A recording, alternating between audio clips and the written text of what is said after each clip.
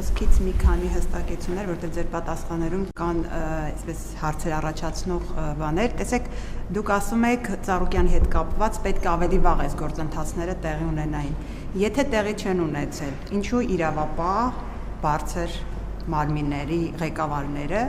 պատասխանատվություն չեն կրել։ Հիմա գնացել են ոմանք հանգստիս ասում Խաչատրյանը, Արվիշտի Քյարամյանը, եթե այդ պատասխանատվությունը չկա, արդյոք դուք չեք կարծում, որ հիմա Արթուր Պողոսյանը, քննչական կոմիտեի նախագահը,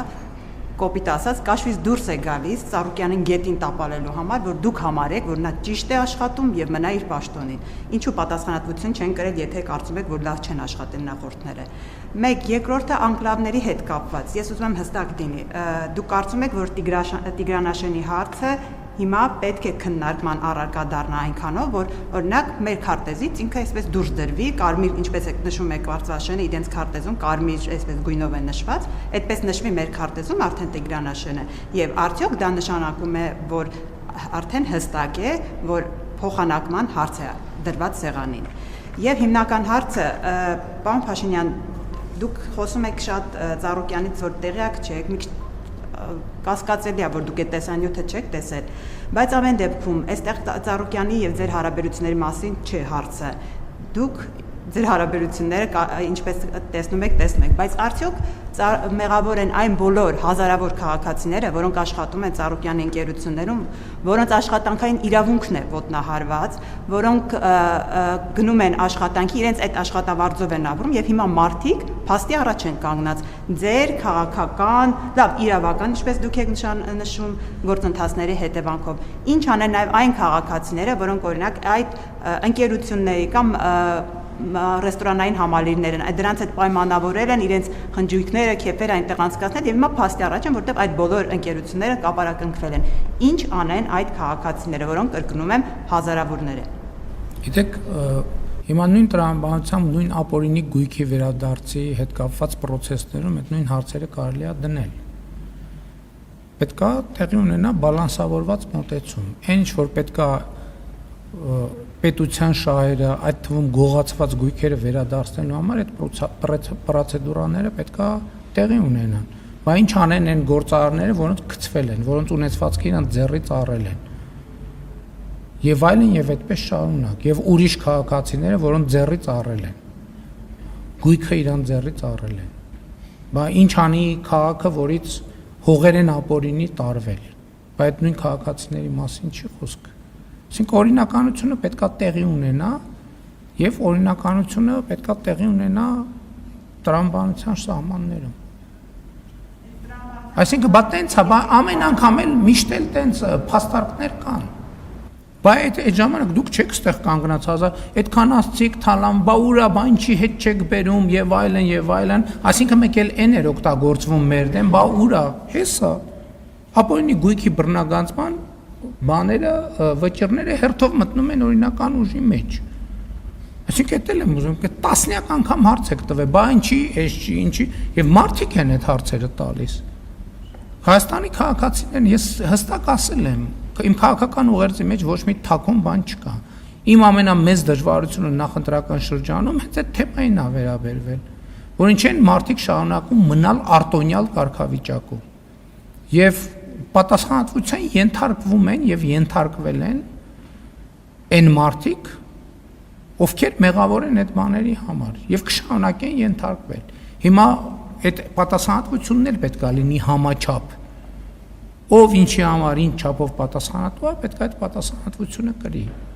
Որովհետեւ մարդիկ ուզում են Հայաստանի Հանրապետությունում տեսնել կարգ ու կանոն, ուզում են տեսնել արդարություն եւ արդարադատություն։ Եվ պետք է տեսնեն, ուրիշ տարբերակ չկա։ Այդ թվում սահմանադրության նոր սահմանադրություն ընդունումը ինչքան էլ փորձ արվում կապել եւ այդ թվում այդ պատճառով է համակարգային ձևով փորձ արվում ներքին եւ արտաքին ուժերի կողմից այդ թեման նենգափոխել։ Դրա համար է պետք։ Ամեն մեկը դատաիրավական համակարգում բաներ ունեն, անձեռնմխելի պաշտոններում կոնկրետ իրանց անունով մարդիկ ունեն նշանակած։ Իրանց անձնական դատավորներն ունեն համակարգերում նշանակած։ այդ թվում պատերազմի եռագլուխ կուսակցության անդամները, ու այդ մարդիկ սահմանադրորեն անձեռնմխելի են։ Բայց ինչքան ենք մենք ասելու դե լավ, հա։ Չի կարա տենց բանը լինի։ Եվ չի կարա լինի տենց բան, այդ թվում նրա համար, որ ժողովուրդը իմ առաջ կոնկրետ այդ հարցը դրել է, ես պարտավոր եմ այդ հարցի լուծման համար անհրաժեշտ քաղաքական պայմաններ ապահովել, իհարկե օրինականության եւ սահմանադրականության շրջանակներում։ Եվ դա պետքա տեղի ունենա։ Եթե դրա համար պետքա քաղաքական պատասխանատու եւ քաղաքական պատասխանատվություն, ես եմ կրում դրա քաղաքական պատասխանատվությունը եւ ես եմ դրա քաղաքական պատասխանատուն, որովհետեւ ժողովուրդը ինձ վրա է դրել այդ պատասխանատվությունը։ Եվ ես այդ պատասխանատվությունը պիտի կրեմ։ Ուրիշ տարբերակ չկա։ Անկլավների մասով այո։ Այո, կարծում եմ այդպես։ Կարծում եմ այդպես, որովհետև տեսեք, մենք ինչ ենք ասում, մենք ասում ենք բա ջերմուկի տարածքները եւ այլն եւ այլն։ Այսինքն մենք պետք է հստակ արձանագրենք, որ եթե մենք գնում ենք այն կանխավարկածով, որ ով ինչ տիրապետում է, ուրեմն այդ Իրանն այդ նշանակում է ջերմուկի տարածքների մնացած մեր օկուպացված տարածքների հարցը մենք օրակարգից հանում ենք։ Մենք պետք է գնանք դե յուրե ճանապարհով, այն քարտեզներով, որը դրված է սեղանին, եւ որով մենք արդեն սահմանազատում իրականացրել ենք Տավուշի մարզի հատվածում։ Մենք պետք է գնանք եւ առերեսվենք այդ իրականության հետ, եւ նախընտրական շրջանում էլ ես դրա մասին ասել եմ։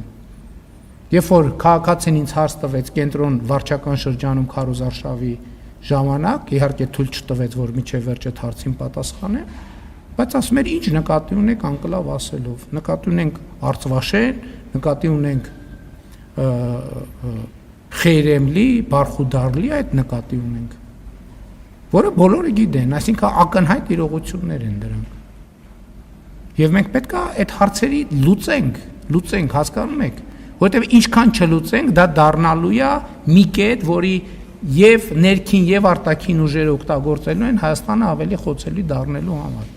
Եվ ես սա ինչի համար եմ ասում, որպեսզի այս թեմայի շուրջ նյարդը դուրս գա ընդհանրապես։ Դա սովորական աշխատանքային գործընթաց է, որտեղ սա մասը նրա, որ այդ թվում ջերմուկում, այդ թվում Տավուշի մարզում, այդ թվում մնացած տեղերում մեր տարածքները, որոնք մերն են, բայց մեր վերահսկող Արցվաշենը մերն է, բայց մեր վերահսկողության ներքո չի, այդ հարցերը պետք է լուծվեն, դե յուրե իրավական պետք է լուծվեն։ Եվ դե յուրե հիմնավորումն է, մենք այն ամենակարևոր դե յուրե հիմնավորումը քարտեզներն են, որով մենք սահմանազատում իրականացնել ենք, որի մասին ես ասել եմ։ Դրանք 74-ից 78, ինչքան հիշում եմ, թվականի քարտեզներն են, որոնք անցել են այդ սահմանապահ տերմինաբանությամբ կամ սահմանային տերմինաբանությամբ հերթապահության ընթացակարգ, այսինքն ստացել են իրավական ուժ։ Այսինքն Ալմատի հռչակագիրը հենված է այդ քարտեզների վրա։ Այո, մենք պետք է ասենք, որ դա կա եւ պետք է արտահայտենք այդ թվում մեր քարտեզներում ոչ թե ձեր ասած ձևով, այլ երևա որ այդտեղ հարց կա, որին մենք պետք է անդրադառնանք։ Օրինակ ընդդիմության ներկայացուցիչներից մեկը նախընտրական բանավեճի ժամանակ ասում էր իշխանությունը փոխանակ գնա այս տարբերակով, գնում է այն տարբերակով։ Իշխանությունը երկու տարբերակով էլ գնում է, մենք ասում ենք, մենք չպետք է մեզ փակուղի մտցնել, ասելով, որ չէ, մենք մենակ այս տարբերակն ենք անում, որպեսզի այդ թվում արտաքին ուժերը դա օգտագործեն մեզ փակուղի մտցնելու համար։ Մենք ուզում ենք այդ թեմայի շուրջ եւ հանում ենք այդ թեմայի շուրջ նյարդը, որովհետեւ այդտեղ նյարդի խնդիր չկա, որովհետեւ իրավիճակը հայելային է։ Ինչ լուծում Արվաշենի դեպքում կլինի, նույն լուծումներն էլ կլինեն մյուսների դեպքում։ Սրա մասին է խոսքը։ Եվ սա եւ էլի եմ ասում, ուզում եմ ձեր ուշադրությունը սրա վրա հրավիրեմ, որովհետեւ եթե մենք ասենք, գիտեք, ինչ չէ, այդ քարտեզում կա, բայց դա մեզ չի հետաքրում, մենք դրանով Ադրբեջանին հնարավորություն կտանք ասելու, որ հա ջերմուկի տարածքը քարտեզում կա, բայց դա մեզ չի հետաքրում, որովհետեւ մեր բանի տակ է, մեր կոնտրոլի տակ է։ Իսկ խաղաղության համաձայնագիրը եւ սահմանազատման կանոնակարգը ուրիշ տրամաբանություն ունի եւ մենք պետքա մեր ստանձնած պարտավորություններին, տեքստին, բառին եւ ոգուն մնանք հավատարիմ։ Աշխատողների հետ կապված ամեն ինչ կանենք, որպեսզի աշխատողների իրավունքները պատշաճ ձևով պաշտպանվեն։ Դե գիտեք, մի քանի օր անցել, մենք ամեն ինչ կանենք, որպեսզի բոլոր աշխատողների իրավունքները հնարավորինս պաշտպանված լինի։ Çünkü այդ մարդկանց շահերը չեն կանտեսի։ Հաջորդ հարցը Սիվիկ։ Ինչ։ Շատ Արադ ցեմենտի հետ կապված է։ Այսինքն ինչ։ Հիմա Արադ ցեմենտի հետ կապված process կա։ Ես ասել եմ, որ ընդ որում դա ես ոչ թե քաղաքական հայտարարություն եմ արել, որից հետո դա եղել է, այլ քննությունը դա ցույց է տվել գրություն ազդակ է եկել կառավարությանը, որից հետո ես ասել եմ։ Ես Արադ ցեմենտի աշխատողներին էլ խորհուրդ եմ տալիս եւ խնդրում եմ, որովհետեւ Արադ ցեմենտը շատ շուտով լինելու է պետական։ Նշանակվելու է նույն ընթացակարգով կառավարիչ եւ եկեք այսօր այնպիսի բաներ չանենք, որ վաղը մյուս օրը Զանգեզուրի պղնձամոլիբդենային կոմբինատի օրինակն եմ ուզում հիշեցնել։ Ես կապանում զգուշացրեցի, ասի տեսեք, այն մարդիկ, ովքեր այսօր այլև պատվերով գործողություններ են անում, այդ մարդիկ ազատվելու են աշխատանքից։ Ես հունիսին ասեցի, այդ մարդիկ արդեն օգոստոսին բոլորը ազատված էին աշխատանքից, նրանց մի մասի դեմ քրեական գործ է հարուցված, նրանց մի մասն է դատվել է։ Ես ուզում եմ, որ պարզ լինի խաղի կանոնները, որ այդ մարդկանց մի մասն էլ միջև մի միջնորդավորված կամ ուղղակի միջնորդում է, որ վերականգնվեն աշխատանքի։ Ես էլ ասում եմ, չէ, հարգելիներս, այն ժամանակ հստակ կանոնը սահմանվել է։ Լսել եք ինչ եմ ասել։ Ես չեմ կարող, որովհետև այդ ասած այդ թվում ժողովրդի առաջ ստանձնած պարտավորություն է, ես չեմ կարող դրանից նահանջել։ Հիմա նույնը խնդրում եմ Արադ ցեմենտի հարգելի աշխատողներին չմտնել դաշտեր, որ հետո տարիներով անընդհատ այս նույն ցիկլի մեջ մտնենք, նրանք ովքեր կանեն այդ կարգի գործողություններ, այսինքն, չգիտեմ, մարդկանց վրա ճնշում կգործադրեն եւ այլն, փորձելով նրանց մղել գործողությունների, ազատվելու են աշխատանքից։ Այո, սպառնում եմ ըստ էության։